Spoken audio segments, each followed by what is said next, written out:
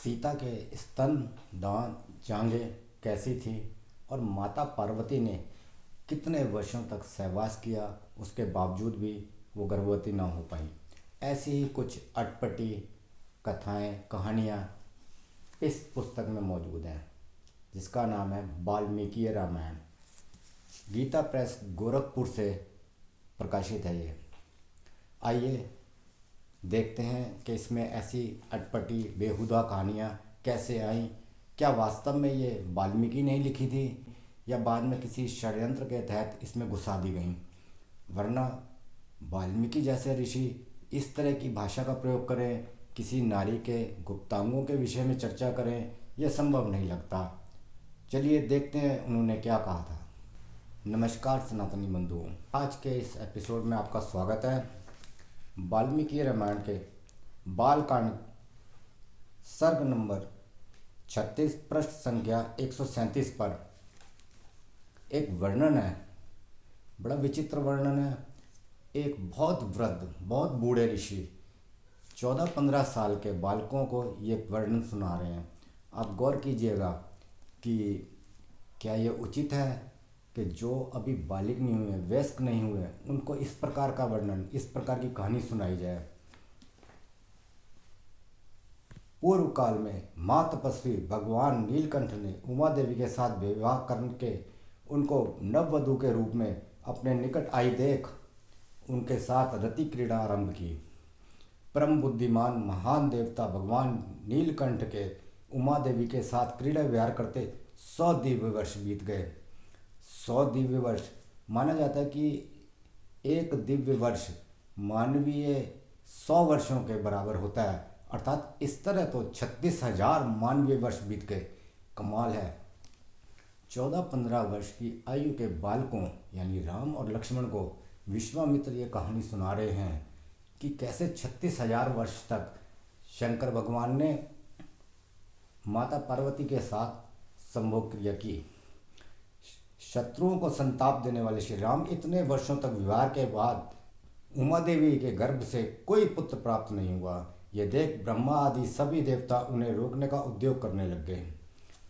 अर्थात उनको क्या परेशानी होगी देवताओं को कि वो विघ्न डालने आ गए या रोकने आ गए। सूर्य श्रेष्ठ, ये लोग आपके तेज को नहीं धारण कर सकेंगे, अतः आप क्रीड़ा से निवृत्त हो वेद बोधित तपस्या से युक्त होकर उमा देवी के साथ तप कीजिए। अर्थात देवता नहीं चाहते थे कि उनके कोई पुत्र हो। तीनों लोगों के हित की कामना से अपने तेज अर्थात वीर को तेज स्वरूप अपने आप में ही धारण कीजिए। इन सब लोगों की रक्षा कीजिए, लोगों का विनाश न कर डालिए। देवताओं की यह बात सुनकर सर्वलोक महेश्वर शिव ने बहुत अच्छा कहकर उनका अनुरोध स्वीकार कर लिया। फिर उनसे इस प्रकार कहा, देवताओं, उमा सहित मैं अर्थात हम दोनों अपने तेज से ही तेज को धारण कर लेंगे। पृथ्वी आदि सभी लोगों के निवासी शांति लाभ करें। यहाँ जब महादेव कह रहे हैं कि हम अपने तेज को खुद धारण कर सकते हैं, परंतु उसके बाद उनका ये कहना कि यदि मेरा ये सर्वोत्तम तेज अर्थात वीर शुद्ध होकर अपने स्थान से स्खलित हो जाए तो उसे धारण कौन करेगा, यह मुझे बताओ। उनके ऐसा कहने पर देवताओं ने वृषभ ध्वज भगवान शिव जी से कहा, भगवान, आज आपका जो तेज शुद्ध होकर गिरेगा उसे यह पृथ्वी देवी धारण करेगी। देवताओं का यह कथन सुनकर महाबली देवेश्वर शिव ने अपना तेज छोड़ दिया। 36,000 वर्षों तक रति क्रिया करने के बाद भी उमा गर्भवती नहीं होती हैं और अब देवताओं के कहने से वो अपना तेज छोड़ देते हैं। और इस तेज को धारण कौन करता है? तब देवताओं ने अग्निदेव से कहा, अग्नि, तुम वायु के सहयोग से भगवान शिव के समान तेज को अपने भीतर रख लो। अग्नि से व्याप्त होने पर वह तेज श्वेत पर्वत के रूप में परिणत हो गया। साथ ही वहाँ दिव्य सरकंडों का वन भी प्रकट हो गया, जो अग्नि और सूर्य के समान तेजस्वी प्रतीत होता था। अब ये तेज अग्नि ने अपने पास रख लिया, धारण कर लिया। उसके बाद इसी तेज को गंगा में स्थापित करते हैं और गंगा भी धारण नहीं कर पाती है। उसके बाद कहीं जाकर कार्तिकेय का जन्म होता है। अब हैरानी की बात यह है कि इसी तेज को माता पार्वती क्यों नहीं धारण करती हैं, जबकि वो तो पुत्र प्राप्ति की कामना से ही इतने वर्षों तक महादेव के साथ रति क्रिया में संलग्न थी। ये बड़ी विचित्र बात है। एक और प्रसंग इसके अंदर आता है जो अरण्य कांड सर्ग 46 श्लोक संख्या 11 पृष्ठ 662 पर है। यहाँ पर सीता जी के यौवन का और सौंदर्य का वर्णन किया जा रहा है। आप ध्यान से सुनिएगा, क्या ये सौंदर्य का वर्णन किया जा रहा है या कुछ अटपटी सी बातें, ऐसी ऊट पटांग बातें की जा रही हैं जो आपको खलेंगी। तुम्हारे दांत बराबर हैं, उनके अग्रभाग कुंद की कलियों के समान शोभा पाते हैं, ये सब के सब चिकने और सफ़ेद हैं। तुम्हारी दोनों आंखें बड़ी बड़ी और निर्मल हैं, उनके दोनों कोए लाल हैं और पुतलियाँ काली। कटी भाग का अग्रभाग विशाल एवं मांसल है, दोनों जांघें हाथी की सूंड के समान शोभा पाती हैं। सीता की जांघों का वर्णन और उपमा भी कैसी देनी, हाथी की सूंड के बराबर। वाल्मीकि जी कोई उत्तम उपमा देते, और फिर ये जांघों तक पहुंचने की जरूरत क्या थी।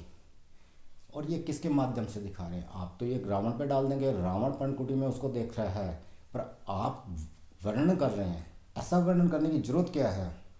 और उसके बाद हद की जाती है, मतलब बिल्कुल ही वाहियात बात।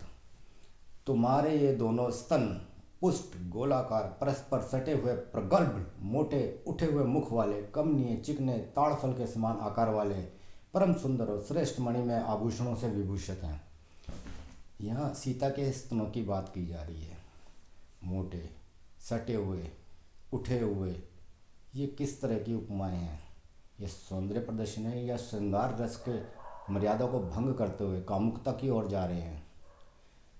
आप महान ऋषि हो सकते हैं, महान कवि हो सकते हैं, परंतु इस तरह का वर्णन आपको शोभा नहीं देता है। सीता को इस तरह से दर्शाना क्या दिखाता है। अब आगे देखिए और क्या कहते हैं। सुंदर मुस्कान, रुचिकर दंतावली और मनोहर नेत्र वाली विलासनी रमणी, यानी विलासनी है। तुम अपने रूप सौंदर्य से मेरे मन को वैसे ही हर लेती हो जैसे नदी जल के द्वारा अपने तट का अपहरण कर लेती है। तुम्हारी कमर इतनी पतली है कि मुट्ठी में आ जाए, केश चिकने और मनोहर हैं, दोनों स्तन एक दूसरे से सटे हुए हैं। सुंदरी, देवता, गंधर्व, यक्ष और किन्नर जाति की स्त्रियों में भी कोई तुम जैसी नहीं है। पृथ्वी पर तो ऐसी रूपवती नारी मैंने आज से पहले कभी नहीं देखी। कहाँ तो तुम्हारे तीनों लोकों में सबसे सुंदर रूप, सुकुमारता और नई अवस्था, और कहाँ इस दुर्गम वन में निवास। ये सब बातें ध्यान में आते ही मेरे मन को मथे डालती हैं। अब ये बात रावण कह रहा है। आगे चलकर वाल्मीकि इसी कथा को सीता के बच्चों यानी लव कुश को सिखाएंगे, और यही दोनों बच्चे अपनी माता का इसी प्रकार गुणगान सैकड़ों लोगों की उपस्थिति में एक राज दरबार में अपने पिता के सामने ही करेंगे कि उनकी माता के वक्ष कैसे थे, उनकी जांघें कैसी थी। ये बच्चे गाएंगे, इस पर ध्यान नहीं दिया हुआ किसी ने। बहुत से लोग जो इस पुस्तक में सबसे ज़्यादा श्रद्धा वो लोग रखते हैं जिन्होंने इसे कभी पढ़ा नहीं। इसके पात्र, इसके प्रसंग उन्हें सिर्फ उन लोगों से सुनाई दिए हैं, उन्हें स्वयं नहीं जाना। अगर वो इसे पूरा पढ़ते, वो देखते कि क्या ये सनातन धर्म की पुस्तक हो सकती है, क्या ये सनातन धर्म की पुस्तक है। वेद और उपनिषदों से भटक कर हम कहाँ आ गए हैं। ऐसी पुस्तकों को हम धार्मिक पुस्तकें मानने लगे हैं, यहीं से हमारा पतन शुरू होता है। ये एक उत्तम काव्य हो सकता है। अब आगे देखिए, एक महान पात्र है हनुमान, उनकी माता के बारे में जिक्र कर रहा है इसी प्रकार ये कवि कि वो कैसी सुंदर थी। यह वर्णन किष्किंधा कांड सर्ग 66 श्लोक 8-9 से आगे जारी है, पृष्ठ संख्या 922 पर। ध्यान देने योग्य बात मैं इसमें बाद में आपको बताऊंगा। तुम्हारे प्रादुर्भाव कथा इस प्रकार है। पुंजिक स्थला नामक विख्यात जो अप्सरा है वह समस्त अप्सराओं में अग्रगण्य है। तात यह समय शापवश वह कपि योनि में अवतीर्ण हुई है। यह बात की जा रही है हनुमान की माता की। एक दिन की बात है, रूप और यौवन से सुशोभित होने वाली अंजना मानवी स्त्री का शरीर धारण करके वर्षा काल के मेघ की भांति श्याम कांति वाले एक पर्वत शिखर पर विचर रही थी। उसके अंगों पर रेशमी साड़ी शोभा पाती थी। वह फूलों के विचित्र आभूषण से विभूषित थी। उस विशाल लोचना बाला का सुंदर वस्त्र तो पीले रंग का था, किंतु उसके किनारे का रंग लाल था। वह पर्वत के शिखर पर खड़ी थी। उसी समय वायु देवता ने उसके उस वस्त्र को धीरे से हर लिया। एक ही वस्त्र पहना हुआ था हनुमान की माता ने, और वो भी हवा के कारण उड़ गया, अर्थात वो नग्न हो गई। पर वो पर्वत के शिखर पर कर क्या रही थी अकेली, क्यों विचर रही थी? इसका कोई कारण वाल्मीकि जी ने नहीं बताया। आगे देखते हैं। तत्पश्चात उन्होंने उसकी परस्पर सटी हुई गोल गोल जांघों, एक दूसरे से लगे हुए पीन उरोजों तथा मनोहर मुख को देखा। अब वाल्मीकि जी फिर उरोजों पर, स्तनों पर आ गए। ये किस प्रकार का वर्णन है, और वो भी उसी के पुत्र के सामने, यानी हनुमान के सामने उसकी माता के स्तनों का वर्णन किया जा रहा है कि उसके स्तन कैसे थे। और कर कर कौन रहा है ये वर्णन? जाम्बवान, जो ब्रह्मा के मुख से प्रकट हुए थे। वाल्मीकि खुद अपने आप को ब्रह्मा की वंशावली का बताते हैं। इस प्रकार के वर्णन इस काव्य को क्या बना देते हैं? एक बालक के सामने उसकी माता के वक्ष स्थल, उसकी नाप, आकार, सुडौलता आदि का वर्णन किया जा रहा है। कोई लाज शर्म नहीं कि वो बालक है, उसकी माँ के सामने किस प्रकार वर्णन किया जा रहा है। इसी प्रकार 14-15 वर्ष के बच्चों के सामने उसकी माता के जांघों, दांतों और स्तनों का वर्णन किया जा रहा है, और ये बच्चे आगे जाके वो उसी को गाएंगे। आगे देखिए, उसके नितंब ऊंचे और विस्तृत थे। नितंब मीन्स पिछला हिस्सा, बटक कहते हैं जिसे। कटी भाग बहुत ही पतला था, यानी कमर। उसके सारे अंग परम सुंदर थे। इस प्रकार बलपूर्वक यशस्विनी अंजना के अंगों का अवलोकन करके पवन देवता काम से मोहित हो गए। श्लोक संख्या 15। उनके संपूर्ण अंगों में काम भाव का आवेश आ गया, मन अंजना में ही लग गया। बताइए, पवन देव पर्वत पे विचरती हुई अंजना के साथ किस प्रकार मोहित हो रहे हैं, कामोत्तेजित हो रहे हैं, जबकि अंजना विवाहित है। उन्होंने उस अनिंद्य सुंदरी को अपनी दोनों विशाल भुजाओं में भरकर हृदय से लगा लिया। अब ये वर्णन एक बालक या पुत्र ही है हनुमान अंजना के, उनके सामने किया जा रहा है कि कोई परपुरुष, भले ही वो देवता था, क्या हरकत कर रहा है उसकी माँ के साथ। अंजना उत्तम व्रत का पालन करने वाली सती नारी थी, अतः उस अवस्था में पढ़कर वह वहीं घबरा उठी और बोली, कौन मेरे इस पातिव्रत का नाश करना चाहता है? अंजना की बात सुनकर पवन देव ने उत्तर दिया, सुश्रोणी, मैं तुम्हारे एक पत्नी व्रत का नाश नहीं कर रहा हूँ, अतः तुम्हारे मन से यह भय दूर हो जाना चाहिए। यशस्विनी, मैंने अव्यक्त रूप से तुम्हारा आलिंगन करके मानसिक संकल्प के द्वारा तुम्हारे साथ समागम किया है। यानी हृदय से लगा रहे हैं, मानसिक रूप से समागम कर रहे हैं, और मानसिक रूप से किए गए समागम से तुम्हें बल पराक्रम से संपन्न एवं बुद्धिमान पुत्र प्राप्त होगा। वह महान, धैर्यवान, महातेजस्वी, महाबली, महापराक्रमी तथा लांघने और छलांग मारने में मेरे समान होगा। इस प्रकार के अन्य कई वर्णन और प्रसंग इस कथा में हैं, इस पुस्तक में हैं। ऐसे ही एक वर्णन इन्हीं वाल्मीकि महाराज ने, लगता है उनसे छूट गया था, वो आनंद रामायण में भी की है, और वो सीता को लेके ही है कि कैसे सीता विष्णु से एक राजा के पास जाती है पुत्री के रूप में, और रावण से होते हुए जनक, और जनक के बाद राम तक पहुंचती है।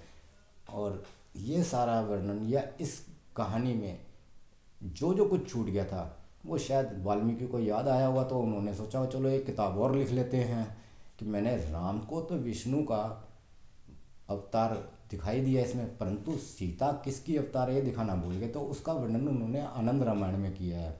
आप चाहें तो उसे पढ़ सकते हैं, परंतु इस वाल्मीकि रामायण के अंदर उन्होंने इस बात का ज़्यादा जिक्र नहीं किया कि सीता का जन्म कहाँ से शुरू हुआ, किसने तपस्या करके विष्णु से उन्हें पुत्री के रूप में मांगा, और कैसे वो रावण के पास गई और रावण से कैसे वो जनक तक पहुंची। आपको इस प्रकार की कहानियाँ सुनकर क्या वास्तव में वाल्मीकि रामायण के प्रति श्रद्धा उत्पन्न होती है? क्या वाल्मीकि रामायण ने काव्य के नाम पे अश्लीलता परोसने की कोशिश की है? ये उन लोगों को बिल्कुल नहीं पता जिन्होंने इसे नहीं पढ़ा और आंख मूंद के इस पर श्रद्धा रखते हैं। मैं किसी की श्रद्धा पर ठेस नहीं पहुंचा रहा हूँ, मैं किसी को अपशब्द भी नहीं कह रहा हूँ। यदि आपको गुस्सा आ रहा है, गाली देने का मन कर रहा है, तो या तो इस कवि वाल्मीकि को दीजिए या जिसने इस किताब को छापा है, क्योंकि मैं तो वही बोल रहा हूँ जो इसमें लिखा है। अपने आप सोचिए कि अपनी माता के इस प्रकार वृक्षों का वर्णन कैसे कोई बच्चे कर सकते हैं, और वो भी सार्वजनिक रूप से। गौर कीजिएगा इस पर। और वीडियो अच्छी लगी हो तो इसे लाइक कीजिए और चैनल को सब्सक्राइब कीजिए। नमस्कार।